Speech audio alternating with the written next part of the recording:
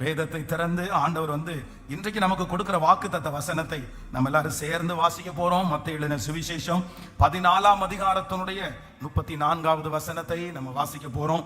மத்தேயு எழுதின சுவிசேஷம் 14ஆம் அதிகாரத்தினுடைய 34வது வசனத்தை எல்லாரும் சேர்ந்து வாசிக்கலாமா? ஆமா. பின்பு அவர்கள் கடலை கடந்து கனசரேத்து நாட்டில் சேர்ந்தார்கள். இன்னொரு விஷயம் கூட வாசிக்கலாம். பின்பு அவர்கள் கடலை கடந்து கனசரேத் நாட்டில் சேர்ந்தார்கள். ஆண்டவருடைய பிள்ளைகளை, இன்றைக்கு காலையிலிருந்து ஆண்டவருடைய சமூகத்திலே நிறைய வார்த்தைகளை நான் ஆயத்தப்படுத்தி ஆனா ஆண்டவர் கடைசி நேரத்தில் என்னிடத்துல தெளிவாய் பேசின ஒரு வார்த்தை, அவர்கள் கடலை கடந்து கனசரேத் நாட்டில் சேர்ந்தார்கள். அவர்கள் கடலை கடந்து அந்த நாட்டிலே சேர்ந்தார்கள். இன்றைக்கு கர்த்தர் இந்த 86வது நாள் நமக்கு கொடுக்கிற ஒரு நல்ல வாக்குத்தத்தம், நீங்கள் இப்பொழுது போய்கொண்டிருக்கிற சோதனை பிரச்சனை கடலை போல இருக்கலாம். ஒருவேளை அது கொந்தளித்து கொண்டே இருக்கலாம். யாருமே அடக்க முடியாத ஒரு பிரச்சனையா இருக்கலாம். ஆனா கர்த்தர் கிருபையாய் வாக்கு கொடுக்கிறார், நீங்களும் நானும் இந்த கடலை கடக்கக்கூடிய கிருபையை கர்த்தர் தருவேன் என்று வாக்கு கொடுக்கிறார். இந்த கடலிலே நீங்கள் மூழ்கி போக மாட்டீர்கள். இந்த கடலிலே நீங்கள் அமிழ்ந்து போக மாட்டீர்கள். இந்த கடலிலே உங்களுடைய கப்பல் சேதமாக போவதில்லை. இந்த கடலோடு உங்களுடைய வாழ்க்கை முடிந்து போவதில்லை. கர்த்தர் கிருபையாய் வாக்கு கொடுக்கிறார். அது என்ன பிரச்சனையா இருந்தாலும், அது ஒருவேளை வியாதியா இருக்கலாம், கடனா இருக்கலாம், இப்பொழுது நீங்கள் கடந்து போகிற இந்த பிரச்சனை யாராலுமே வெளியே வர முடியாததா இருக்கலாம். ஆனா ஆண்டவர் இன்றைக்கு தீர்க்க தரிசனமாய் வாக்கு கொடுக்கிறார். கர்த்தருடைய பிள்ளைகளே, எப்படி ஆண்டவருடைய சீடர்கள் அந்த கடலை கடந்து கனசரேத் நாட்டிற்கு கடந்து போனார்களோ, அதே போல கர்த்தரும் உங்களுடைய கரத்தை பிடித்து வாக்கு கொடுக்கிறார். இந்த கடலை நான் கடக்க பண்ணுவேன். இந்த கடனை நான் கடக்க பண்ணுவேன். இந்த பிரச்சனையை நான் கடக்க பண்ணுவேன். இந்த அவமானத்தை நீங்கள் கடந்து போவீர்கள். இந்த சூழ்நிலையை நீங்கள் கடந்து போவீர்கள். இந்த தனிமையான இந்த சூழ்நிலையை கர்த்தர் உங்களுக்கு கடக்கக்கூடிய பலன் தருவார். இதுவரையிலும் உங்களுடைய வாழ்க்கையிலே நீங்கள் கடந்து போகவே போகாத ஒரு சூழ்நிலையிலே இப்பொழுது கடந்து போயிருக்கலாம். இந்த மாதிரி ஒரு சிச்சுவேஷனுக்குள்ள நான் போனதே இல்லை. இப்படிப்பட்ட ஒரு தனிமையான வாழ்க்கையில நான் போனதே இல்லை. இப்ப நான் போயிட்டு இருக்கிற இந்த பாதை ரொம்ப வித்தியாசமா இருக்குது. நான் எப்படி இதை கடக்க போறேனே தெரியல. நான் கடப்பேனா அப்படின்னு நீங்க நினைக்கலாம். ஆண்டவர் சொல்லுகிறார், இல்ல, எந்த ஆண்டவருடைய பிள்ளையும் கர்த்தர் கைவிடுவது இல்லை. நம்ம தற்கொலை பண்ண வேண்டிய அவசியம் இல்லை. நம்ம இந்த உலகத்துல மாய்த்து கொள்ள வேண்டிய அவசியம் இல்லை. இந்த பிரச்சனையில நிறைய பேர் தங்களை மாய்த்து கொண்டாலும் கர்த்தராகிய ஆண்டவர் கிருபையாய் வாக்கு கொடுக்கிறார். நாம் ஆராதிக்கிற தேவனாகிய கர்த்தர் இந்த கடலை எப்படின்னு தெரியாது, எப்படி நடக்கும்னு தெரியாது, எப்படி இதை கடப்போன்னு தெரியாது. ஆனா கர்த்தர் கிருபையாய் வாக்கு கொடுக்கிறார். நம்புறவங்க கரங்களை தட்டி ஆமென். இந்த கடலை கடக்க பண்ணுவதற்கு கர்த்தர் வல்லவராய் இருக்கிறார். ஹல்லேலூயா. கைகளை அசைத்து ஒரு ஹல்லேலூயா. ஆமென். இன்றைக்கு காலை இப்போ இந்த ஜெபம் ஆரம்பிக்கும் போது கூட ஒரு சாட்சியோட தான் இந்த ஜெபத்தை ஆரம்பிக்கிறேன். அதான் வெளியூர்ல இருந்து ஒரு ஃபேமிலி இன்னைக்கு ஒரு குழந்தையை கொடுத்து அவர்கள் ஜெபம் பண்ணாங்க. அவங்க என்ன சொன்னாங்க அப்படின்னு சொன்னா, இந்த ஜெபம் ஆரம்பிக்கிறதுக்கு முன்னாடி தன்னுடைய மகளுக்கு வயிற்றுல குழந்தை 4வது மாதம். அப்போ ஹாஸ்பிட்டலுக்கு போனா அந்த கர்ப்பப்பை அப்படியே திறந்துருச்சு. எப்பவுமே குழந்தை பிறக்கும் போது அந்த கர்ப்பப்பை திறக்கணும். ஆனா 4 மாசத்துல அந்த கர்ப்பப்பை இப்ப திறந்துருச்சு. அது க்ளோஸ் ஆகல. அதற்கு பிறகு டாக்டர்ல சொன்னாங்களாமா, ஒவ்வொரு நிமிஷம் என்ன வேணாலும் நடக்கலாம். அந்த குழந்தை எப்ப கீழே விழும், எப்ப வெளியே வரும், அது எதுவுமே சொல்ல முடியாது அப்படின்னு சொல்லி அந்த இது இல்லைன்னா நம்ம எடுத்துருவோம், அது வேண்டாம் அப்படின்ற மாதிரி ஒரு சூழ்நிலை. அப்பதான் இந்த 100 நாள் ஜெபத்தை நீங்க ஆரம்பிச்சீங்க. இந்த ஜெபத்தை கண்டினியூவா நாங்க அட்டன் பண்ணிட்டே இருந்தோம். கரெக்டா 8வது மாசம் குழந்தை பிறக்க போகுது. டாக்டர் சொன்னாங்க, இது ஒரு 1/2 கிலோ தான் இருக்கும், அந்த குழந்தையை எப்படி காப்பாத்தும் அப்படின்னு தெரியல அப்படின்னு சொன்னாங்க.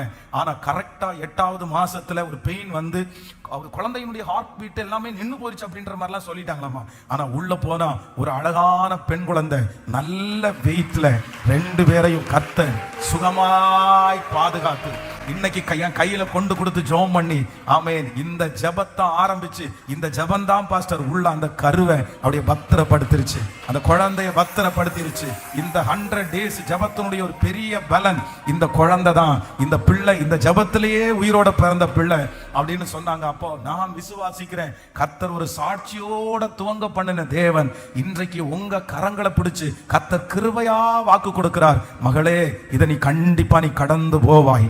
மகனே, இதை கண்டிப்பா நீ கடந்து போவாய். இந்த பிரச்சனையை குறித்து நீ எவ்வளவு வேணும் நீ பயப்பட வேண்டிய அவசியம் இல்லை. இதை நான் கடக்க மாட்டேன் பாஸ்டர், இதுல நான் தாண்டிக்கிட மாட்டேன், இதை என்னால போக முடியாது, நான் முன்னாடி ஒரு பெரிய அடி எடுத்து வைக்க முடியாது, இதுல இருந்து நான் வெளியே வரமாட்டேன்னு நான் நினைக்கிறேன். ஆனா கர்த்தர் உங்களை எப்படியாவது மீட்டு இந்த கடலை கடந்து இந்த பிரச்சனையை கடந்து எப்படி அவர்கள் கனசரேத்து நாட்டில் போய் சேர்ந்தார்களோ அதே போல கர்த்தராகிய ஆண்டவர் நம்மையும் ஒரு நல்ல நன்மையான ஒரு இடத்திலே கர்த்தர் கொண்டு போய் சேர்ப்பேன் என்று வாக்கு கொடுக்கிறார். அவர் நம்மோடு கூட வர்றதுனால் நிச்சயமாய் அந்த கடலை கடக்கக்கூடிய பலன். ஹல்லேலூயா. ஆண்டவருடைய பிள்ளைகளே, இந்த 14வது அதிகாரத்துல நான் வாசிக்கும் போது 14வது அதிகாரத்துல 3 விதமான விசுவாசத்தை குறித்து முதலாவதாக எழுதப்பட்டிருக்கிறது. அந்த 3 விதமான விசுவாசத்தை நம்ம வாசிச்சுட்டு அதற்கு பிறகு ஒரு சில காரியத்தை சொல்லி உங்களோட ஜெபித்து முடிக்க போகிறேன். முதலாவதாக 14ஆம் அதிகாரத்தினுடைய 1வது வசனத்தை வாசிக்கலாமா? 14ஆம் அதிகாரம் 1வது வசனம். அக்காலத்தில் கார்பாங்கு தேசாதிபதியாகிய ஏரோது இயேசுவின் கீர்த்தியை கேள்விப்பட்டு தன் ஊழியக்காரரை நோக்கி, இவன் யோவான் ஸ்நானன், இவன் மரித்தோரிலிருந்து எழுந்தான், ஆகையால் இவனிடத்தில் பலத்த செய்கைகள் விளங்குகிறது என்றான். நல்லா கவனிங்க, இந்த இடத்துல என்ன சொல்லப்படுகிறது அப்படின்னா, ஏரோது அப்படின்ற ஒரு மனுஷன் இருக்கிறான். இந்த ஏரோது ஏரோதனுடைய காலத்துல யோவான் ஸ்நானகனுடைய தலையை அவங்க துண்டிச்சு எடுத்துட்டாங்க. இப்போ ஆண்டவராகிய இயேசு கிறிஸ்து இங்க ஊழியம் செஞ்சுட்டு இருக்கிறத பார்த்து இந்த ஏரோது என்ன பண்றான்னா, அவனுக்கு ஒரு ஐடியா வருது. அவன் யாரு, இயேசு யார், இந்த மனுஷன் யார் அப்படின்னு விசாரிக்கும் போது இந்த ஏரோது என்ன சொல்றாரு அப்படின்னு சொன்னா, ஒருவேளை மரிச்சு போன தன் ஊழியக்காரரை நோக்கி, இவன் யோவான் ஸ்நானகன், இவன் மரித்தோரிலிருந்து எழுந்தான், ஆகையால் இவனிடத்துல நம்ம கொன்னுட்டோம்ல அந்த யோவான் ஸ்நானகன் தான் மறுபடியும் உயிரோட எழும்பி வந்திருக்கிறான்னு சொல்றாரு. ஆனா இது என்ன இல்ல, இது உண்மை இல்ல. மரித்த யோவான் ஸ்நானகன் எழும்பி வரல, இது ஆண்டவராகிய இயேசு கிறிஸ்து. ஆனா இந்த மனுஷனை ஆரம்பிக்கும் போதே என்ன ஆரம்பிக்குது அப்படின்னா, கார்பாங்கு தேசாதிபதியாகிய ஏரோது அப்படின்னா கால் பங்கு, கொஞ்ச இடத்திற்கு இவன் தலைவன். அப்போ ஒரு விசுவாசம் நமக்குள்ள இருக்கக்கூடாது. வேதம் சொல்லுகிறது, கடுகளவு விசுவாசம் உங்களுக்கு இருந்து இந்த மலையை பார்த்து பெயர்ந்து சமுத்திரத்தின் ஆழத்தில் தள்ளுண்டு போயினா அது கேட்கும். அப்ப நம்முடைய விசுவாசம் எப்படி இருக்கக்கூடாதுன்னா, கார்பங்கா இருக்கக்கூடாது, கொஞ்சமா இருக்கக்கூடாது. நம்முடைய விசுவாசம் எப்படி இருக்கணும்னு கர்த்தர் எதிர்பார்க்கிறார்னா, முழுமையா இருக்கணும். எத்தனை பேர் ஆமோதிக்கிறீர்கள்? நீங்க இந்த காரியத்திற்காக ஜெபிக்கணும். அற்புதம் நடக்க வேண்டும் என்றால் இந்த ஆண்டவரை குறித்து தெரிகிறது எப்படி தெரியணும் அப்படின்னா, எனக்கு யோவான் ஸ்நானகனாய் அல்ல, அவன் மரித்தோரிலிருந்து எழுந்தான் என்று அல்ல, ஆண்டவராகிய இயேசு கிறிஸ்து அவர் உயிரோடு எழுந்திருக்கிறார். எனக்குள்ளே ஒரு விசுவாசம் பெருகட்டும். எனக்குள்ளே இருக்கிற அந்த கொஞ்ச விசுவாசத்தை ஆண்டவர் வர்த்திக்க பண்ணி எனக்குள்ள கர்த்தர் என்ன விசுவாசத்தை தரணும்னா, ஒரு முழுமையான ஒரு விசுவாசம். எத்தனை பேர் ஆமோதிக்கிறீர்கள்? அத்தனை வருடமும் பெரும்பாடுள்ள ஸ்திரீக்கு இப்ப வந்திருக்கிறது என்ன விசுவாசம் அப்படின்னா, முழுமையான விசுவாசம். அவருடைய வஸ்திரத்தின் ஓரத்தை தொட்டால் நான் சொஸ்தமாவேன் என்கிற ஒரு விசுவாசம். 100க்கு அதிபதியிடத்தில் இருந்த ஒரு விசுவாசம் என்ன அப்படின்னா, அந்த மனுஷனிடத்தில் இருந்த விசுவாசம், நீர் ஒரு வார்த்தை சொல்லும் அப்பொழுது என்னுடைய வேலைக்காரன் சொஸ்தமாவான். ஒரு முழுமையான விசுவாசம் இன்று கர்த்தர் நம்மிடத்தில் எதிர்பார்க்கிறார். அந்த முழுமையான விசுவாசம் உங்களுக்குள்ள வந்துச்சுன்னா அவர் அற்புதம் செய்வதற்கு தடையே இல்லை. ஆமென். அப்படியே சொல்லுங்க பார்க்கலாம். என்னுடைய அறகுறை விசுவாசத்தெல்லாம் எடுத்து போட்டு, என்னுடைய கார்பாங்கு விசுவாசத்தை எடுத்து போட்டு சொல்லுங்க, ஆண்டவரே என்னுடைய கொஞ்ச விசுவாசத்தை நீங்க எடுத்து போட்டு இப்பொழுது எனக்கு ஒரு முழுமையான விசுவாசம். சொல்லுங்க சத்தத்தை உயர்த்தி, இயேசுப்பா எனக்கு ஒரு முழுமையான விசுவாசம் கர்த்தர் தருவாராக. விசுவாசத்தை துவக்கிறவரும் முடிக்கிறவருமா இருக்கிற கர்த்தராகிய ஆண்டவர் இப்பொழுது தகப்பனே எனக்கு ஒரு முழுமையான விசுவாசத்தை கர்த்தர் எங்களுக்கு தருகிறதற்காக உமக்கு ஸ்தோத்திரம், ஸ்தோத்திரம், ஸ்தோத்திரம். ஆமென். அப்போ இந்த 14ஆம் அதிகாரத்துல ஆண்டவர் சொல்லுகிறார், சொல்றார், நீங்கள் கரையிலே போவீர்கள், இந்த கடலை கடந்து கெனஸ்தரேத்து நாட்டிற்கு நீங்கள் போவீர்கள். அப்ப அதற்கு கர்த்தர் இந்த அதிகாரத்துல என்ன சொல்றாருன்னா, முதல்ல நம்முடைய விசுவாசம் முழுமையாக்கப்பட வேண்டும். இன்னொரு சம்பவம் கூட இந்த விசுவாசத்தை சம்பந்தப்பட்டு இந்த வசனத்துல இருக்குது பாருங்க. நீங்க மத்தேயு எழுதின சுவிசேஷம் 14ஆம் அதிகாரத்தினுடைய 15வது வசனத்தை வாசிக்கலாமா? 15வது வசனத்தை வாசிக்கலாம். 14ஆம் அதிகாரம். சாயங்காலம் ஆனபோது அவருடைய சீடர்கள் அவரிடத்தில் வந்து, இது வனாந்தரமான இடம், நேரமும் ஆயிற்று, ஜனங்கள் கிராமங்களுக்கு போய் தங்களுக்கு போஜன பதார்த்தங்களை கொள்ளும்படி அனுப்பிவிட வேண்டும் என்றார்கள். இயேசு அவர்களை நோக்கி, அவர்கள் போக வேண்டியதில்லை, நீங்களே அவர்களுக்கு போஜனம் கொடுங்கள் என்றார்.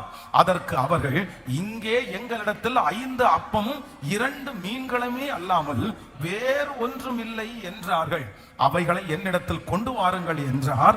அப்பொழுது அவர்கள் ஜனங்களை புல்லின் மேல் பந்தி இருக்க கட்டளையிட்டு, ஆண்டவருடைய பிள்ளைகளை கவனிங்க, இந்த இடத்துல இரண்டாவது இந்த சீசர்களுக்கு இரண்டாவது ஒரு விசுவாசத்தை ஆண்டவர் மாத்துறாரு. இது என்ன விசுவாசம்னா, ஃபர்ஸ்ட்ல இருந்த விசுவாசம் கார்பாங்கு விசுவாசம். அதனாலதான் ஆண்டவர் யார் அப்படின்றதே அந்த மனுஷனால என்ன பண்ண முடியலன்னா புரிஞ்சுக்க முடியல.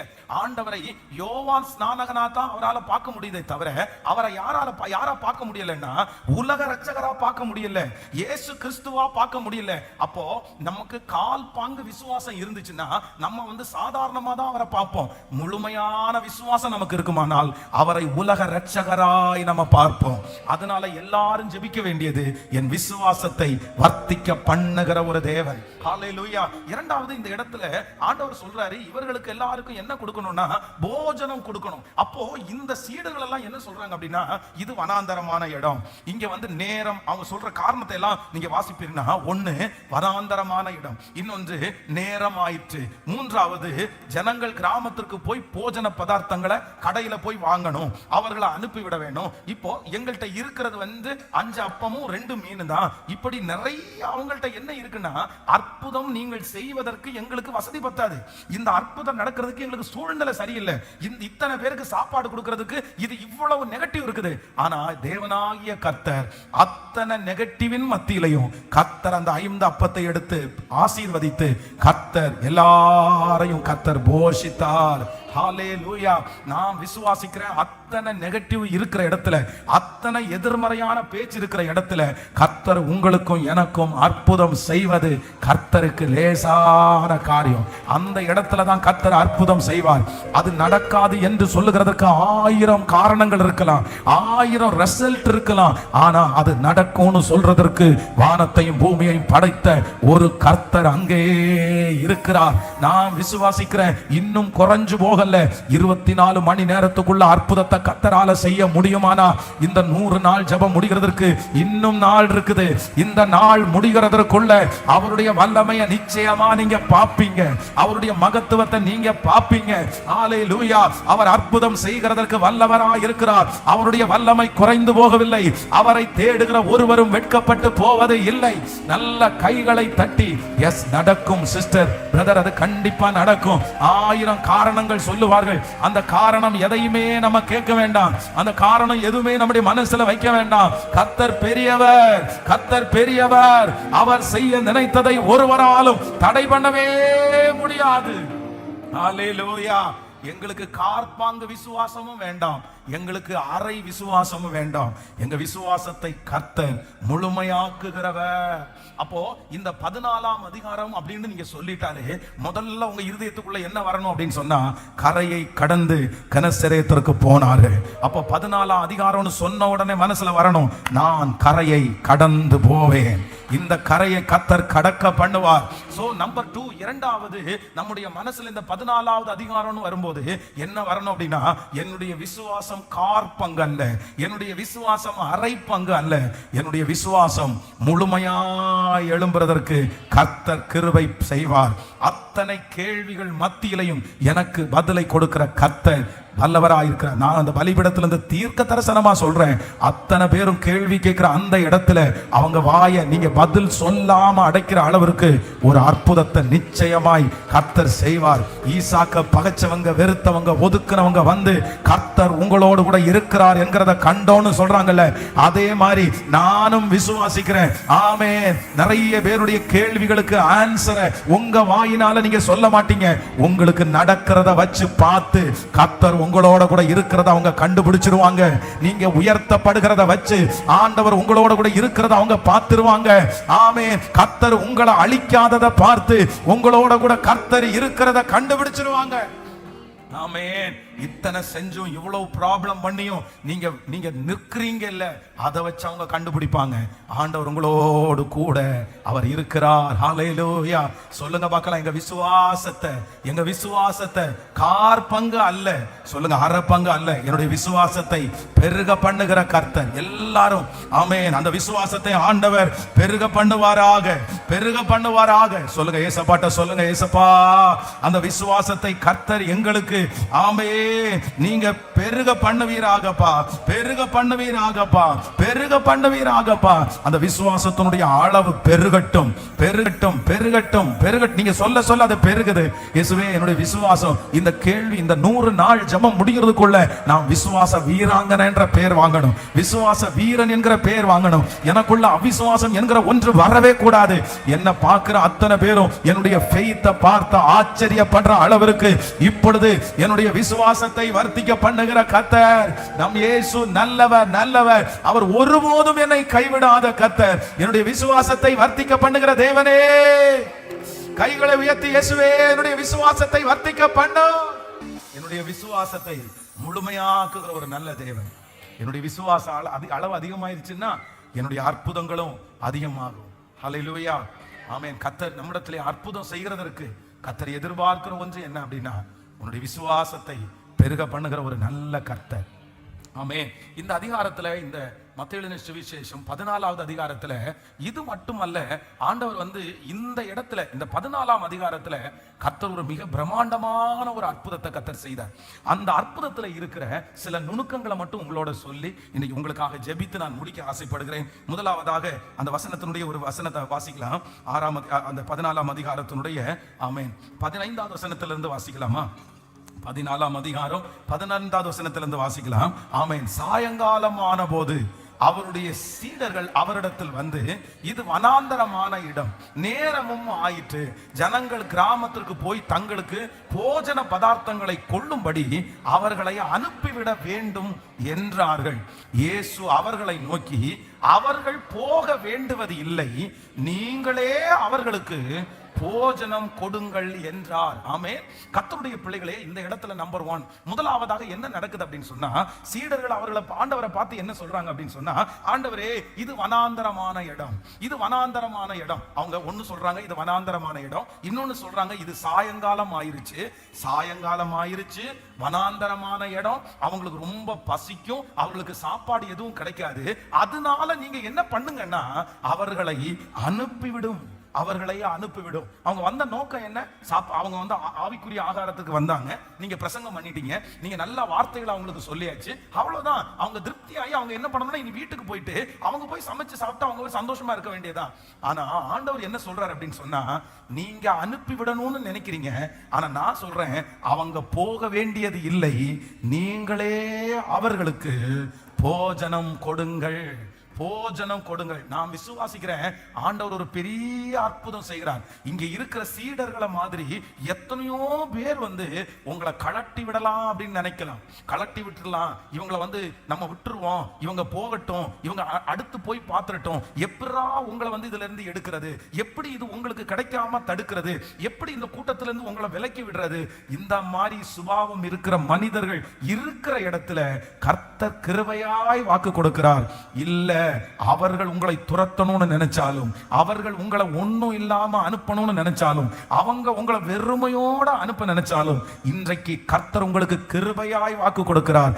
அவர் உங்களையும் என்னையும் வெறுமையாய் அனுப்புகிறவர் அல்ல, அவர் போஜனம் கொடுத்துதான் கர்த்தரை அனுப்புவார். கர்த்தர் உங்களை திருப்தி ஆக்கிதான் கர்த்தர் அனுப்புவார்.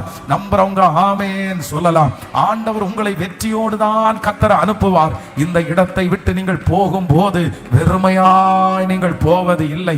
மனிதர்கள் உங்களை வெறுமையாய் அனுப்ப நினைத்தாலும் கர்த்தராகிய ஆண்டவர் வாக்கு கொடுக்கிறார். அவர்கள் கொடுக்க மறந்ததை, அவர்கள் கொடுக்க முடியாததை, அவர்கள் பிடித்து வைத்திருக்கிறதை கர்த்தர் உங்களுக்கு தந்து 12 கூடை நிறைய மிச்சம் எடுக்க உதவி செய்த கர்த்தர் உங்களை திருப்தியாக்குவேன் என்று வாக்கு கொடுக்கிறார். நல்ல கரங்களை தட்டி ஆமென். இந்த 2025வது வருடம் வரைக்கும் நீங்க பட்ட பிரயாசம், உங்களுடைய உழைப்பு, இது எல்லாம் வெறுமையானது என்று நினைக்க வேண்டாம். கர்த்தர் வாக்கு கொடுக்கிறார். ஆமென். இயேசு அவர்களை நோக்கி அவர்கள் போக வேண்டியது இல்லை, நீங்களே அவர்களுக்கு போஜனம் கொடுங்கள். இஸ்ரவேல் ஜனங்களை குறித்து வேதம் சொல்லுது, எகிப்திலே அவர்கள் எகிப்தை விட்டு வெளியே போகும்போது அத்தனை பேரும் அவங்கள கலப்புறதுல ரொம்ப இன்ட்ரெஸ்டா இருந்தாங்க. போங்க போங்க போங்க, போயிருங்க, இங்க இருக்காதீங்க, நீங்க இருந்தாலே எங்களுக்கு பயமா இருக்குது, நீங்க இருந்தாலே எங்க குடும்பம் என்ன ஆகுறது. ஆனா ஆண்டவர் அவங்கள துரத்துறாங்க. எப்படியாவது வெறுமையா போயிட்டாங்கன்னா பரவாயில்ல. ஆனா இஸ்ரவேல் ஜனங்களை ஆண்டவர் எப்படி நடத்தினார்னா, பொன்னோடும் பொருளோடும் கர்த்தர் புறப்பட பண்ணினார். ஹல்லேலூயா. யாக்கோபை குறித்து வேதத்திலே வாசிக்கிறோம். லாபான் வந்து யாக்கோபை எப்படி அனுப்பணும்னு நினைச்சார் அப்படின்னு சொன்னா, அவன் வெறுமையா வந்தான், அவன் ஒண்ணும் இல்லாம வந்தான். அவனை அனுப்பும் போதும் ஒண்ணும் இல்லாம தான் அனுப்பணும். வெறும் கோலும் கையுமாய் வந்த அவனை அப்படிதான் அனுப்பணும்னு நினைச்சான். ஆனா கர்த்தர் அப்படி அல்ல, பரிவாரங்களோடு கர்த்தர் அவனை அனுப்புகிறதற்கு கர்த்தர் சித்தமா இருந்தார். அம்மா அப்படி அனுப்பி இருக்கலாம், அப்பா வெறுமையா அனுப்பி இருக்கலாம். ஆனா உலக ரட்சகராகிய கர்த்தர் இன்றைக்கு கிருபையாய் வாக்கு கொடுக்கிறார். நான் உன் கையின் பிரயாசத்தை ஆசீர்வதிப்பேன். ஆமோதிக்கிறவர்களுக்கு நடக்கிறது. கர்த்தர் சொல்லுகிறார், இந்த ஜெபத்திற்கு நீங்கள் வெறுமையாய் போவது இல்லை. இத்தனை நாட்களும் நீங்கள் ஜெபித்த ஜெபம் வெறுமையாய் போவதில்லை. உங்க கண்ணீர் வெறுமையாய் போவதில்லை. உங்க முழங்கால் வெறுமையாய் போவதில்லை. உங்க விசுவாசம் வெறுமையாய் போவதில்லை. பிசாசு பக்கத்துல வந்து சொல்லலாம், நீ உனக்கு அது வெறுமையாயிருச்சு, நீ போயிரு, எல்லாம் முடிஞ்சிருச்சு, இவ்வளவுதான் உனக்கு கிடைக்கும், உனக்கு இதுவரைக்கும் கிடைச்சதே பெருசு, இவ்வளவு கிடைச்சிச்சு இல்ல, இனி என்ன வேணும் அப்படின்னு உங்கள்கிட்ட கேட்கலாம். ஆனா கர்த்தர் சொல்றாரு, இல்ல, இதுவரைக்கும் கிடைத்தது உங்களுக்கு திருப்தி இல்லைன்னு ஆண்டவருக்கு தெரியும். இதுவரைக்கும் கிடைச்சது கொஞ்சம்னு ஆண்டவருக்கு தெரியும். கர்த்தர் இன்னைக்கு வாக்கு கொடுக்கிறார், இந்த 100 days ஜெபம் முடிகிறதுக்குள்ள உங்களை திருப்தி ஆக்கி தான் கர்த்தர் அனுப்புவார். ஆமென். திருப்தி ஆக்கி கர்த்தர் அனுப்புவார். நான் பிரசங்கம் பண்ணி கொண்டிருக்கும் போது யாரோ ஒருத்தருடைய சரீரத்தில் அந்த வல்லமை கடந்து வருகிறது, அந்த வாழ்க்கையில் அந்த வல்லமை கடந்து வருகிறது. இது கர்த்தருடைய வார்த்தை. நீ வெறுமையாய் போக மாட்ட மகளே, மகனே, நீ வெறுமையா போக மாட்ட. அன்றியும் அவருடைய தீர்மானத்தின்படி அழைக்கப்பட்டவர்களாகி தேவனிடத்தில் அன்பு கூறுகிறவர்களுக்கு சகலத்தையும் நன்மையாய் மாற்றுகிற கர்த்தர் வாக்கு கொடுக்கிறார். நீ வெறுமையாய் போவது இல்லை, நீ வெறுமையாய் போவது இல்லை, வெறுமையாய் போவது இல்லை. ஹல்லேலூயா. நகோமி வேதம் சொல்லுது, அந்த மோவாப் தேசத்தை விட்டு அவர் புறப்பட்டு வரும்போது என்ன சொல்றாங்க அப்படின்னு சொன்னா, நான் நிறைவுள்ளவளாய் போனேன், இப்ப நான் எப்படி வந்திருக்கிறேன்னா குறைவுள்ளவளா வந்திருக்கிறேன். சர்வ வல்லவர் எனக்கு ரொம்ப கஷ்டத்தை கட்டளையிட்டாரு. இப்போ நீங்க வேதத்துல போய் கிளியரா வாசிச்சு பாத்தீங்கன்னா, அந்த அம்மா வெறுமையா வந்தாங்களா, பரிவாரத்தோட வந்தாங்களா? சொல்லுங்க. சர்வ வல்லவர் எனக்கு மிகுந்த கசப்பை கட்டளையிட்டார். நான் எப்படி போனேன்? நான் நிறைவுள்ளவளாய் போனேன். அவங்க சொன்ன நிறைவு என்ன அப்படின்னா, அவங்களுடைய 2 பசங்க, ஒரு கணவனார், 3 பேரோட போனாங்க. ஆனா இப்ப 3 பிள்ளைகளும் 3 பேரும் இறந்து போயிட்டாங்க. கணவனார் இறந்து போயிட்டாங்க, 2 பிள்ளைகளும் இறந்து போயிட்டாங்க. இப்ப அவங்க சொல்றாங்க, நான் எப்படி வந்திருக்கிறேன்? வெறுமையா வந்திருக்கிறேன், நிறைவுள்ளவளாய் போனேன், நான் வெறுமையாய். ஆனா அவங்களுக்கு தெரியாது, அவங்க கையை பிடிச்சிட்டு வந்த அந்த பொண்ணும் வெறுமையா வருதுன்னா இவங்க நினைச்சாங்க. ஆனா இந்த 3 பேருடைய வாழ்க்கைக்கும் சேர்த்து அந்த ஒரே ஒரு ரூத்து இந்த குடும்பத்தை கட்ட போறாங்க அப்படின்னு அவங்களுக்கு தெரியாது. அன்னைக்கு அவங்களுக்கு தெரியாது, இது வெறுமை அல்ல, நான் கூட்டிட்டு வர்ற இந்த பிள்ளையின் மூலமாய் திரும்பி என்னுடைய குடும்பம் கட்டப்படும் அவங்க நினைக்கல. அவங்க வெறுமையா வந்ததா தான் நினைச்சாங்க.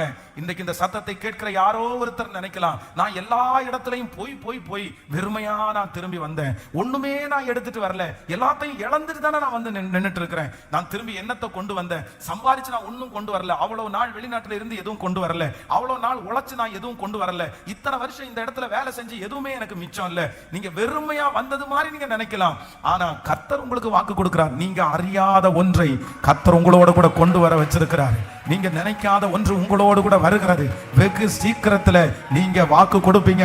நான் அந்த இடத்திலிருந்து வெறுமையா தான் வந்தேன்னு நினைச்சேன், ஆனா கர்த்தர் அந்த இடத்திலிருந்து கொண்டு வந்திருக்கிற அந்த ஞானம், அன்னைக்கு கர்த்தர் எனக்கு கொடுத்திருக்கிற அந்த படிப்பையின் நிமித்தமாய் இன்றைக்கு சர்வ வல்லவர் என் குடும்பத்தை ஆசீர்வதித்து என்னை பெருக பண்ணினார் என்று சாட்சி சொல்லுவீர்கள். நம்புறவங்க ஆமென், ஆமென், ஆமென், ஆமென். அப்பா அப்பா, இந்த வார்த்தை நடக்கட்டும்பா. நிறைய பிள்ளைகள் வெறுமையோட இருக்கிறாங்கப்பா, வெறுமையா அனுப்பப்பட்டிருக்கிறாங்கப்பா. ஆனா இன்றைக்கு உங்க வார்த்தை சொன்னது போல அந்த ஜனங்களுக்காக மனம் இறங்கி, இல்லப்பா வெறும் வார்த்தையை மட்டுமல்ல, அவங்க வயிறார சாப்பிட்டு திருப்தியா போகணும்னு நினைச்ச அந்த நினைப்பு இப்ப எங்களுடைய ஒவ்வொருத்தர் மேலும், எங்க பிள்ளைங்க மேல, இவங்க வெறுமையா போனா பரவாயில்லன்னு உலகம் நினைக்கிறாங்கப்பா. எப்ப இவங்களை கலட்டி விடலான்னு உலகம் நினைக்கிறாங்கப்பா. இவங்களுக்கு ஒண்ணும் கொடுத்து அனுப்ப கூடாதுன்றதுல நிறைய பேர் குறியா இருக்கிறாங்கப்பா. ஆனா சர்வலோகத்தின் நியாயாதிபதி ஆகிய கர்த்தர் எங்க மேல இறக்கம் வச்சு அவங்க அப்படி வெறுமையா போக வேண்டியது இல்ல, வெறுமையா போக வேண்டியது இல்ல. எகிப்தியருடைய கையிலிருந்து பிடுங்கி கொடுக்கிறதுக்கு கூட நீ வல்லவரா இருக்கிறீர். ஆமென். கர்த்தர் நினைச்சார்னா, ஆண்டவர் நினைச்சார்னா அவங்க வச்சிருக்கிறத பிடுங்கி கொடுத்துவாங்க. அவங்க நமக்கு கொடுத்து துரத்தி விடுகிற அளவிற்கு கர்த்தரால பண்ண முடியும். அவர் பொன்னோடும் பொருளோடும் புறப்பட செய்தவர். ஹalleluya, ஹalleluya. எல்லாரும் உங்களை, நிறைய பேர் சீடர்களே அவங்க என்ன நினைக்கிறாங்கன்னா, கலட்டி விட்டா, ஏன்னா அவங்களுக்கு டென்ஷன், அவங்களுக்கு ஏற்கனவே நிறைய வேலை, போயிட்டா போதும், இவங்க கிளம்பி போயிட்டா போதும். ஏன்னா என்ன கேட்டாலும் யாரு தான் பதில் சொல்லணும்? இந்த 12 சீடர்கள் தான் பதில் சொல்லணும். நம்ம கூட பாருங்களேன், ஒரு கன்வென்ஷன் மீட்டிங் நடத்தி முடிச்சுட்டு, கன்வென்ஷன் விடுங்க, விபிஎஸ் நடத்துறோம்னு வச்சுங்களேன், விபிஎஸ் இருக்கிற டீச்சர்ஸ் வாலண்டியர்ஸ் எல்லாமே அந்த கடைசி நாள் இல்ல, அந்த டெய்லி அந்த பிள்ளைங்க அந்த விபிஎஸ் முடிச்ச உடனே எல்லா டீச்சர்ஸுக்கும் வாலண்டியர்ஸுக்குள்ள இருக்கிற ஒரே ஒரு எண்ணம் தெரியுமா? டே போங்கடா, டே போங்கடா, போங்கடா, வீட்டுக்கு போங்கடா, வீட்டுக்கு போங்கடா. ஏன் அப்படின்னா, இவங்க இருக்கிற வரைக்கும் நமக்கு, அவங்க இருக்கிற வரைக்கும் இவங்களுக்கு வேலை தான், ஏதாவது ஒரு வேலை வந்து வீட்டுக்கு போனாதான் நமக்கு நிம்மதி. அது மாதிரி இந்த 12 சீடர்கள் வந்து எப்படியாவது பிரசங்கத்தை கேட்டாங்கல்ல, முடிச்சாச்சுல, வீட்டுக்கு போனா போதும், எல்லாத்தையும் போட்டு அனுப்பிடலாமா.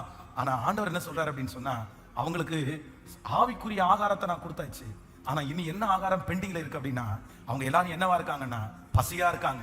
இனி ரொம்ப தூரம் அவங்க டிராவல் பண்ணி இப்ப வனாந்தரமான இடத்துக்கு வந்திருக்காங்க. இனி அவங்க சிட்டிக்குள்ள போகணும்னா ரொம்ப தூரம் நடக்கணும். இல்ல, நான் வெறும் ஆவிக்குரிய ஆகாரத்தை கொடுக்கிறவர் மட்டும் இல்ல, நான் யார் எதுவும் கொடுக்குறவன் அப்படின்னு சொன்னா, சரீரத்திற்குரிய ஆசீர்வாதத்தையும் தருகிறவர் என்கிறத கர்த்தர் நிரூபிச்சிட்டாரு.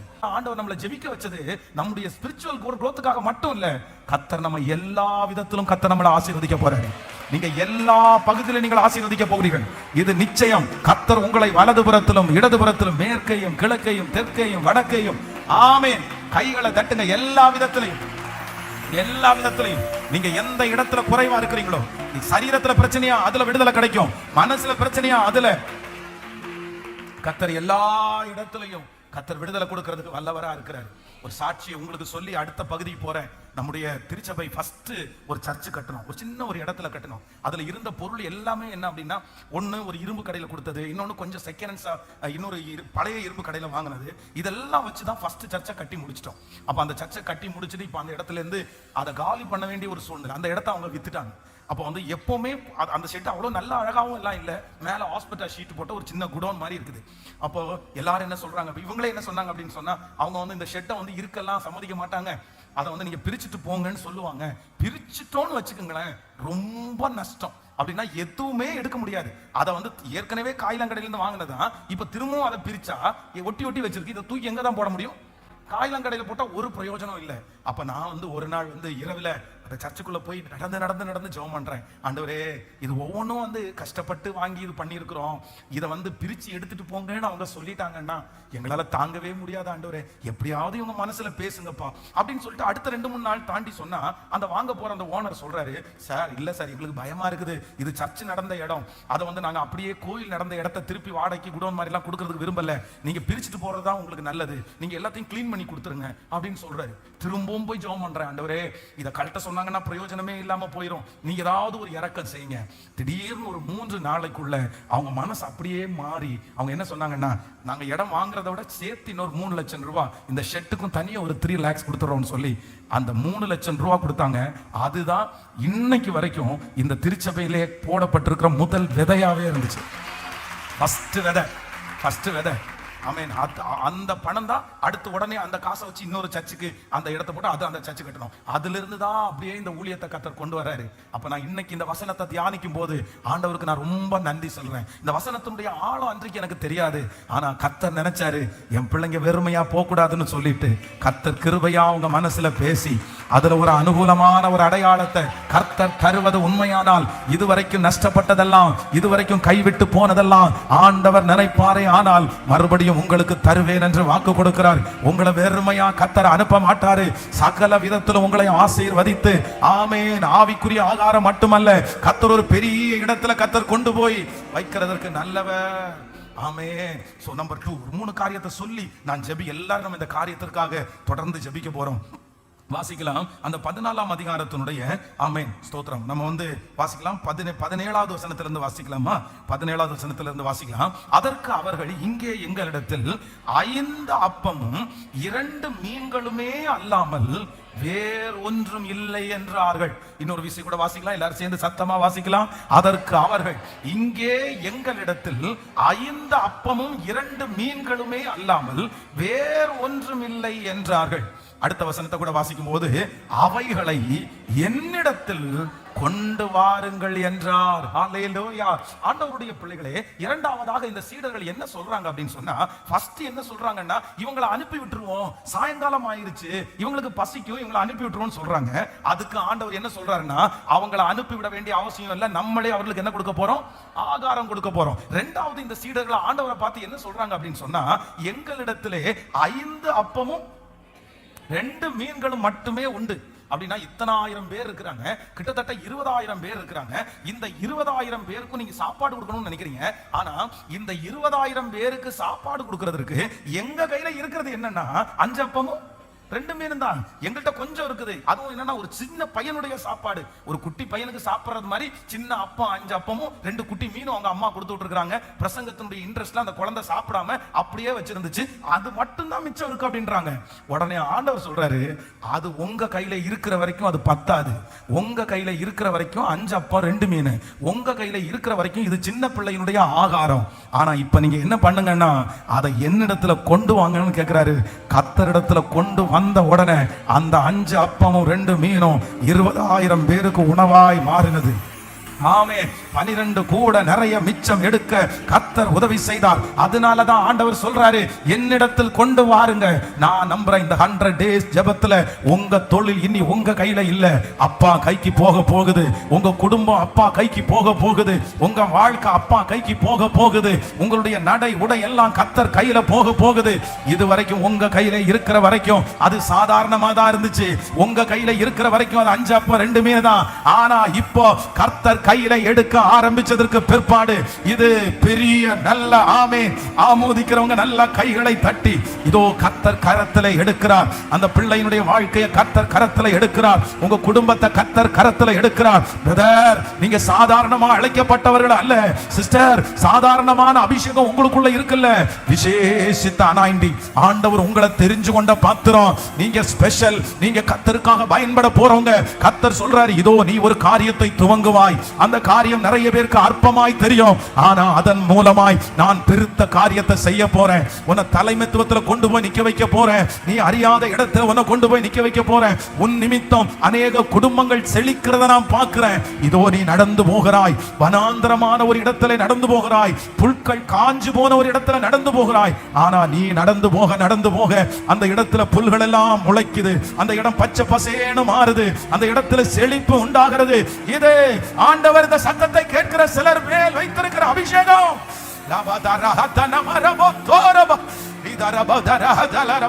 ஆமென், ஆமென், ஆமென். வனாந்திரத்திலே வழியையும் அவாந்திர வழியிலே ஆறுகளையும் உண்டு பண்ணுகிற அபிஷேகத்தை கர்த்தர் உங்க மேல வச்சிருக்கிறார். கர்த்தர் உங்க மேல வச்சிருக்கிறார். ஸ்தோத்திரம். நீ ஒருவன் மாத்திரம் போதும். பாகாலின் படைகளை எதிர்க்கிறதற்கு நீ ஒருவன் மாத்திரம் போதும். கர்த்தர் சொல்லுகிறார், உன் ஒருவனை கொண்டு நான் அந்த காரியத்தை செய்வேன். இதோ ஒரு அப்பம் உருண்டு வருகிறது. அது அந்த பாளையத்திலிருந்து கடந்து வருகிறது. அது எதிரியினுடைய பாளையத்தில் இருக்கிற கூடாரங்களை தகர்த்து போடுகிறது. அந்த அப்பம் கிதியோன். அதுதான் உங்க மேல கர்த்தர் வச்சிருக்கிறார். இருக்கிறது. நல்ல கைகளை தட்டினால் ஒருவன் மாத்திரம் மீந்திருந்தால் போதும், பாகாலின் படைகளை தகர்க்கக்கூடிய பலன். மகிமை மகிமை மகிமை மகிமை மகிமை. நன்றி அப்பா. நம் தனமோ ரஹத்தலரம் தனரோதர இதரம் தனரோல மஹதரல தியாதரம் லோதரம் தனதோரஹதலரம். Thank you Jesus. Thank you Jesus. Thank you Jesus. Thank you Jesus. Hallelujah, hallelujah, hallelujah, hallelujah. Thank you Jesus. அவரோட இருந்த சீடர்கள், அவரோட இருந்த அற்புதத்தை கண்ணுக்கு நேருக்கு நேர் பார்த்த சீடர்கள், எத்தனையோ பேருக்கு ஆண்டவர் அற்புதம் செய்கிறத நேருக்கு நேர் பார்த்தாங்க. ஆனா கூட அவங்க என்ன பண்ணலைன்னா, ரிஸ்க் எடுக்கிறதுக்கு அவங்க விரும்பவே இல்லை. அவங்க எப்படா இவங்களை அனுப்பி விடலான்னு தான் நினைச்சாங்க. சரி போட்டோம், அவங்க வீட்டில் போய் சாப்பிட்டுக்கட்டும். ஆனா ஆண்டவர் என்ன சொல்றாரு, நான் இல்லை நம்ம கொடுத்துருவோம் அப்படின்னு சொல்றாரு. அதே போல ஆண்டவரிடத்துல சொல்றாங்க, இங்கே 5 அப்பமும் 2 மீனும் தான் இருக்கு, இதை கொண்டு என்ன பண்ண முடியும், இதை கொண்டு என்ன பண்ண முடியும். ஆனா ஆண்டவர் என்ன சொல்றாருன்னா, அதை என்னிடத்தில் கொண்டு வாருங்கள், அதை என்னிடத்துல கொண்டு வாருங்கள். என் பிள்ளையை நான் போஷித்து அனுப்புகிறதற்கு கர்த்தர் வல்லவராய் இருக்கிறார். உங்களுடைய குறைவுகள் நிறைவாக போகிறது, உங்களுடைய கொஞ்சம் பெருக போகிறது. இதை வச்சு என்ன பண்ண முடியும், இதை வச்சு என்ன பண்ண முடியும், இந்த தாளந்தை வச்சு நான் என்ன பண்ணுவேன், இந்த படிப்பை வச்சு நான் என்ன பண்ணுவேன், இந்த பணத்தை வச்சு நான் என்ன பண்ணுவேன், இந்த அழகை வச்சு என்ன பண்ணுவேன். உங்க மனசுல தோணிட்டே இருக்கலாம். உங்களுக்கு கொடுக்கப்பட்டதை குறித்து உங்களுக்கு ஒரு நெகட்டிவ் இருந்துட்டே இருக்கலாம். இதை வச்சு எதுவுமே பண்ண முடியாது, இது ஒண்ணுக்குமே லாயக்கு இல்லை, இது வேஸ்ட் அப்படின்னு நினைக்கலாம். ஆனா அது உங்கள்கிட்ட இருக்கிற வரைக்கும் தான். ஆனா கர்த்தர் கரத்துல எடுப்பேன் என்று கர்த்தர் வாக்கு கொடுக்கிறாரு. அவர் எடுத்ததுக்கு அப்புறம் பாருங்க, அது பெஸ்டா மாறும், அது ரொம்ப பெருசா மாறும், அது ஆச்சரியமா மாறும். உங்களுடைய கண்களுக்கெல்லாம் அது ஆச்சரியமா இருக்கும். இது தீர்க்க தரிசனமான வார்த்தை. இது உங்க பிள்ளைகளுக்கு அப்படியே நடக்கும். உங்க பிள்ளைய கர்த்தர், ஆமென் ஆமென், உங்க பிள்ளைய கர்த்தர் கரத்துல கொடுத்துருங்க, கர்த்தர் கரத்துல கொடுத்துருங்க. ஹல்லேலூயா. அவருடைய கரத்துல கொடுக்கும்போது சகலவற்றையும் மாற்றுகிற கர்த்தர். ஆமென். வாசிக்கலாமா? இந்த ஒரு காரியத்தை கூட உங்களுக்கு சொல்லிட்டு உங்க எல்லாருக்காக ஜெபிக்கிறதுக்கு நான் ஆசைப்படுறேன். அதே வசனத்தை வாசிக்கலாம். ஆமென். அவைகளை என்னிடத்தில் கொண்டு வாருங்கள் என்றார். அடுத்த வசனத்தை வாசிக்கலாம். அப்பொழுது அவர் ஜனங்களை புல்லின் மேல் பந்தி இருக்க கட்டளையிட்டு அந்த 5 அப்பங்களையும் 2 மீன்களையும் எடுத்து வானத்தை அண்ணாந்து பார்த்து ஆசீர்வதித்து அப்பங்களை பிட்டு சீசர்களிடத்திலே கொடுத்தார். சீசர்கள் ஜனங்களுக்கு கொடுத்தார்கள். எல்லாரும் சாப்பிட்டு திருப்தி அடைந்தார்கள். மீதியான துணிக்கைகளை 12 கூடை நிறைய எடுத்தார்கள். அடுத்த ஸ்திரீகளும் பிள்ளைகளும் தவிர சாப்பிட்ட புருஷர்கள் ஏறக்குறைய 5000 பேரா இருந்தார்கள். ஹல்லேலூயா. இங்க 3வது ஒரு ஆசீர்வாதம் கொடுக்கப்பட்டிருக்கு. என்ன பிளஸிங் அப்படின்னு சொன்னா, ஆமென், 12 கூடை நிறைய மீதம் எடுத்தார்கள். 12 கூடை நிறைய மீதம் எடுத்தார்கள். ஸ்திரீகள் குழந்தைகளை தவிர சாப்பிட்டவங்க புருஷர்கள் மட்டும் ஏறக்குறைய 5000 பேர். 5000 புருஷர்கள் திருப்தியாய் சாப்பிட்டு, மனைவி அப்படியே திருப்தியாய் சாப்பிட்டு, பிள்ளைகள் திருப்தியாய் சாப்பிட்டு 12 கூடை நிறைய கர்த்தர் மிச்சம் எடுக்க உதவி செய்தார். கர்த்தர் உங்களுக்கு எனக்கும் கிருபையாய் வாக்கு கொடுக்கிறார். பத்தாக்குறையாய் இருக்கிற எல்லாத்தையும் கர்த்தர் கையில எடுத்து ஆண்டவர் சொல்லுகிறார், நீங்க சீக்கிரமா மிச்சத்தை பார்ப்பீங்க. அதான் உங்கள் வாசஸ்தலத்தை விசாரிக்கும் போது குறைவை காண மாட்டீர்கள். இந்த சத்தத்தை கேட்கிற நிறைய பேர் இதுவரைக்கும் குறைவு மட்டும்தான் நீங்க பார்த்திருக்கலாம். 100 ரூபா பொருளுக்கு உங்கள்கிட்ட 80 ரூபா தான் அதிக நேரத்தில் இருந்திருக்கலாம். 10,000 ரூபா வேணும்னு தேவைப்பட்டா உங்க கையில 8,000 ரூபா இருந்திருக்கலாம். அந்த 2,000 ரூபாவுக்காக நீங்க ஓடிட்டே இருந்திருக்கலாம். ஆனா ஒரு காலம் சீக்கிரமாய் வரும். ஒரு காலத்தை கர்த்தர் சீக்கிரமா உங்களுக்கு தரப்போறாரு. 10,000 ரூபாய் உங்களுக்கு தேவைன்னா உங்க கையில திருப்பி 2,000 ரூபாய் எக்ஸ்ட்ரா இருக்கிறது. இதை ஆமோதிக்கிறவங்களுக்கு இது அப்படியே நடக்கும். இது அப்படியே நடக்கும். வெகு சீக்கிரத்தில் ஆண்டவர் இந்த மாதிரி ஒரு ஆசீர்வாதத்தை உங்களுக்கு தருவேன் என்று கர்த்தர் வாக்கு கொடுக்கிறாரு. இனி உங்க வாசஸ்தலத்துல குறைவை காண மாட்டீங்க. இனி உங்க பாக்கெட்ல குறைவை காண கர்த்தர் அனுமதிக்க மாட்டாரு. கர்த்தர் உங்களுடைய தேவைக்கு மட்டுமல்ல, அது மிச்சம் எடுக்கும்படியாய் நம்புறவங்க ஆமென், இது நடக்கும். இன்னைக்கு அதுதான் கர்த்தர் வாக்கு கொடுக்கிறார். ஆமென். நீங்கள் கடலை கடந்து கனசரேத்து நாட்டிற்கு கடந்து போவீர்கள். இந்த கடலை கடப்பதற்கு ஆண்டவர் பலனை தருவேன் என்று கர்த்தர் வாக்கு கொடுக்கிறார். என் தேவன் என்னை மிச்சம் எடுக்கிறதுக்கு உதவி செய்கிறவர். ஹல்லேலூயா. Thank you Jesus. எல்லாரும் அப்படியே எழும்பி இன்றைக்குள்ள இந்த வாக்கு தத்தத்திற்காக நம்ம ஜெபித்து கொஞ்சம் அப்படியே முன்னாடி கடந்து வாங்க. ஆன்லைன்ல இருக்கிற பிள்ளைகள் அப்படியே ஜெபத்துல ஒரு 10 மினிட்ஸ் நீங்க ஜெபத்துல இருக்கும்படியாய் உங்களை அன்போடு கேட்கிறேன். நம்ம எல்லாரும் என்ன எடுக்க போறோம் அப்படின்னா, கர்த்தர் நம்மளை மிச்சம் எடுக்க உதவி செய்ய போறாரு. எத்தனை பேர் ஆமோதிக்கிறீர்கள்? உங்க கைகளை கர்த்தர் ஆசீர்வதிக்க போறாரு. உங்க கரங்களை ஆண்டவர் ஆசீர்வதிக்கிறார். இன்றைக்கு இருக்கிற குறைவை ஆண்டவர் இனி அனுமதிக்க மாட்டார். எங்க போனாலும் பற்றாக்குறை என்கிற ஒன்றை கர்த்தர் முழுமையாய் மாற்றுகிற கர்த்தர். விசுவாசிக்கிறீர்களா?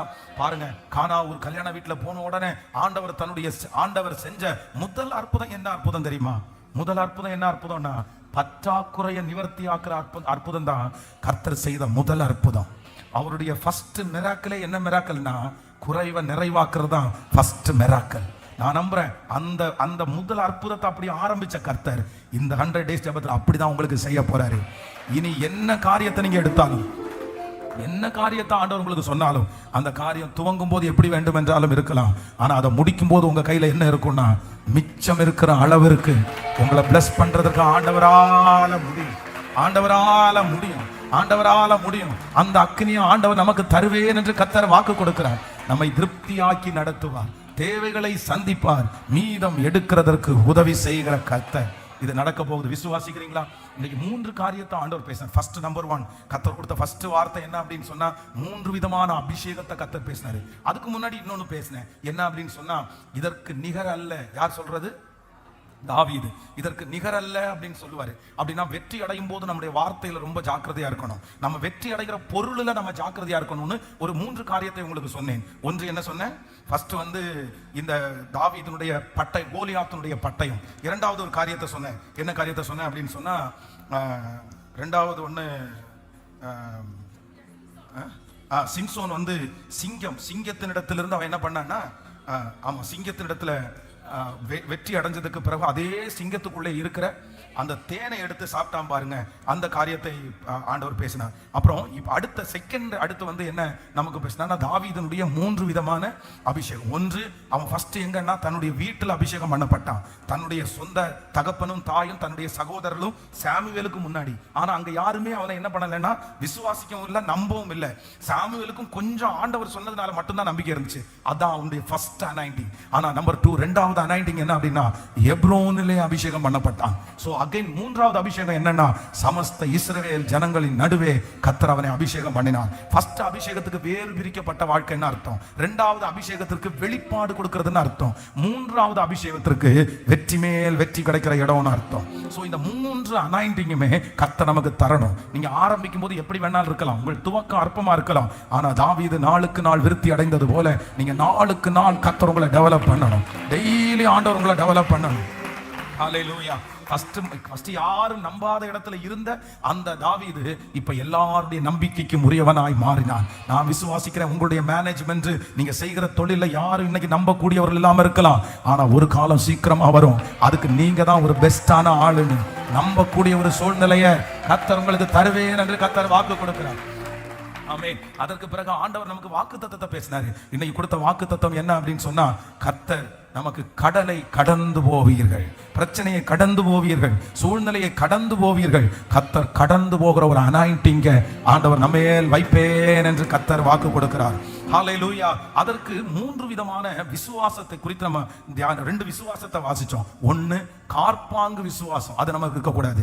இன்னொன்று அரைப்பங்கு விசுவாசம். இதுக்கு 2க்கும் உதாரணம் உங்களுக்கு சொன்னேன். நம்முடைய விசுவாசம் எப்படி இருக்கணும்னா, முழுமையா இருக்கணும். சோ இந்த மத்தேயு 14ஆம் அதிகாரத்திலே ஆண்டவர் செய்த பெரிய மிராக்கல் என்ன அப்படின்னா, 5 அப்பத்தையும் 2 மீன்றையும் கொன்று கர்த்தர் 5000 பேருக்கு போஷித்தார். சோ இந்த மிராக்கல்ல 3 விதமான காரியத்தை கர்த்தர் நம்மோடு கூட பேசினார். ஒன்று, கர்த்தர் வாக்கு கொடுக்கிறாரு, நான் உன்னை வெறுமையா அனுப்ப மாட்டேன். யார் உன்னை வெறுமையா அனுப்பணும்னு நினைச்சாலும் நான் உன்னை திருப்தி ஆக்கித்தான் அனுப்புவேன்னு கர்த்தர் வாக்கு கொடுத்தாரு. ஆமீன். இரண்டாவது ஆண்டவர் நமக்கு வாக்கு கொடுத்தாரு, அது அவன் கையில இருக்கிற வரைக்கும் தான் 5 அப்பம் 2 மீன். ஆனா என் கையில வந்ததுக்கு அப்புறம் அது 5000 பேர் புருஷர்கள் மட்டும் சாப்பிடுற அளவிற்கு. ஆமேன், ஆமேன், ஹல்லேலூயா. அப்படி ஒரு பெருக்கத்தை தர போறாரு. நம்பர் 3, மூன்றாவது, கர்த்தர் உங்களுக்கு மிச்சம் 12 கூடை நிறைய மிச்சம் எடுக்க வைத்தார்.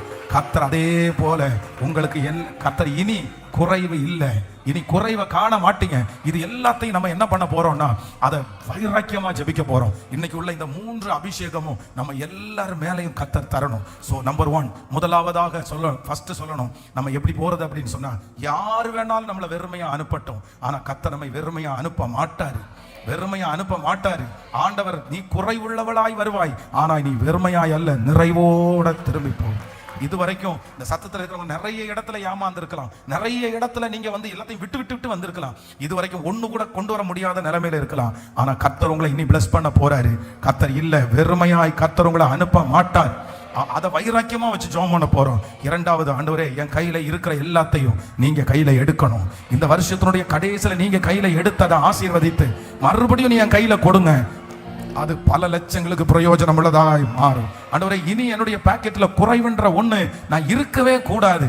ஆண்டவரே நான் வருஷத்தினுடைய துவக்கம் முதல் முடிவு வரை என் வாசஸ்தலத்தை விசாரிக்கும் போது எனக்கு குறைவு இருக்க கூடாது. ஹல்லேலூயா. ஆமென் ஆமென். எல்லாரும் சத்தத்தை உயர்த்தி ஜெபிக்கலாம். இயேசுப்பா, இன்னைக்கு சொன்ன வார்த்தையை நிறைவேற்றுகிற கர்த்தர் முழு பலத்தோடு ராஜா நீர் இரக்கம் செய்கிற கர்த்தர், நீ மிச்சம் எடுக்கிறதற்கு கிருபை செய்கிற கர்த்தர். மகிமை வரட்டும். ஸ்தோத்திரம். இத்தனை நாட்களும் கொண்டு வந்தீங்களே அப்பா, இந்த வார்த்தை வெறுமையாய் போக கூடாது.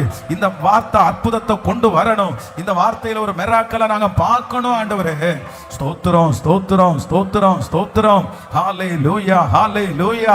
சீர்படுத்துகிற ஆவியானவரே, ஸ்திரப்படுத்துகிற ஆவியானவரே, இப்ப நீங்க வாங்கப்பா, இப்ப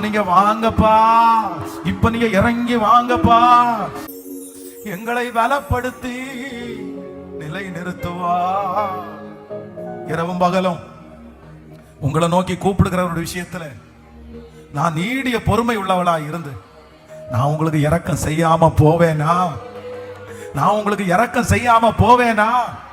நீங்க தானே சாமி வாக்கு கொடுத்தீங்க, நீங்க தானே அப்பா வாக்கு கொடுத்தீங்க.